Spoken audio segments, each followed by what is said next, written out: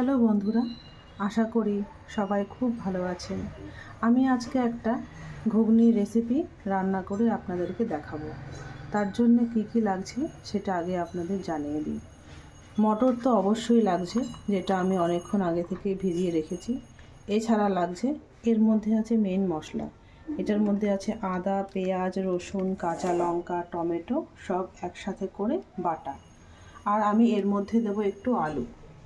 তাছাড়া আমি পুরো রান্নাটাই রিফাইন তেলে করব। আর ফোড়নের জন্য যাচ্ছে তেজপাতা, গোটা গরম মশলা, জিরে, আর যাচ্ছে নুন আর হলুদ। বন্ধুরা, কড়াই গরম হয়ে গেছে, এবারে আমি তেল দেব। না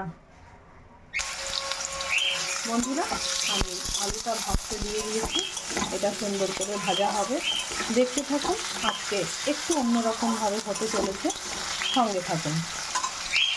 সামান্য নুন দিয়ে দেব আর সামান্য হলুদ। বন্ধুরা দেখুন, আলু ভাজা হয়ে গেছে। এবারে আমি আলুর মধ্যেই মটরটাও দিয়ে দেব। এই যে মটরটা আমি দিয়ে দিলাম। এই যে বললাম, একটু অন্যরকম হতে চলেছে। প্লিজ আপনারা থাকুন, দেখতে থাকুন, বুঝতে পারবেন। বন্ধুরা দেখুন, আলুর সঙ্গে মটর সুন্দর করে একটু পাতলানো হয়ে গেছে। এবার আমি এটাকে নামাবো।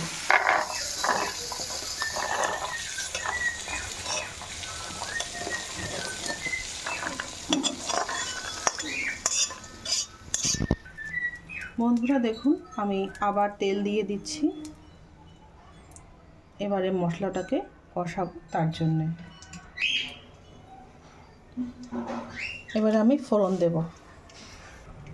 দেখুন, ফোড়নে নিয়েছি গোটা জিরে আর এই যে গোটা গরম মশলা আমি একটু ভেঙে নিয়েছি এইগুলো, আর তার সঙ্গে দুটো তেজপাতা।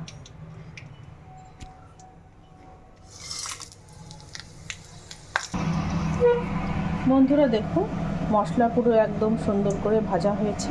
এবারে আমি এই বেটে রাখা মশলাটা দিয়ে দেব।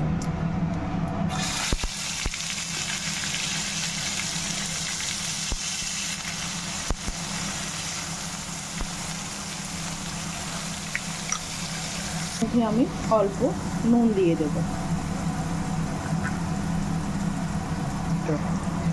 আর একটু হলুদ দিয়ে দেব। বন্ধুরা দেখুন, মশলাটা একদম কষে গেছে।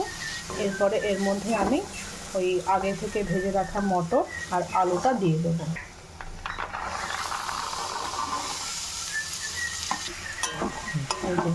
দিয়ে দিয়েছি আগে থেকে ভেজে রাখা আলু আর মটর। এবারে এটাকে ভালো করে কষিয়ে তারপরে জল দিয়ে ঢেকে দিতে হবে। দেখুন বন্ধুরা, একদম সুন্দর করে কষানো হয়ে গেছে। এবারে আমি এর মধ্যে একটু উষ্ণ গরম জল দিয়ে দেব।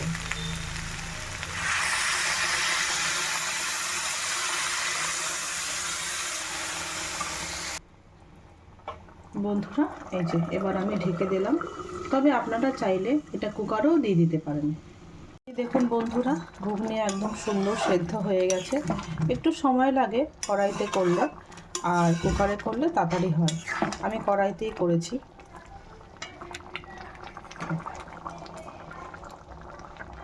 এরপরে এই যে একটু ভাজা মশলা আছে, এখানে গরম মশলা ভেজে একটু গুঁড়ো করে নিয়েছি, সেই মশলাটা এর মধ্যে দিয়ে দেব।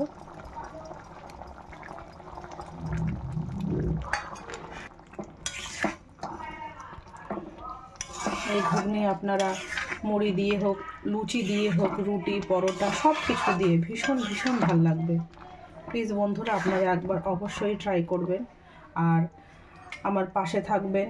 লাইক তো অবশ্যই করবেন আমার ভিডিওটি ভালো লাগলে, আর চ্যানেলটি সাবস্ক্রাইব করে পাশে থাকা বেল আইকনটি প্রেস করে দেবেন। এটা হয়ে গেছে, আমি এবারে একটা বাটির মধ্যে নিয়ে আপনাদের দেখাচ্ছি। দেখুন একদম সুন্দর হয়েছে, মটর গলেও যায়নি, আবার একদম যে শক্ত আছে সেরকমও নয়।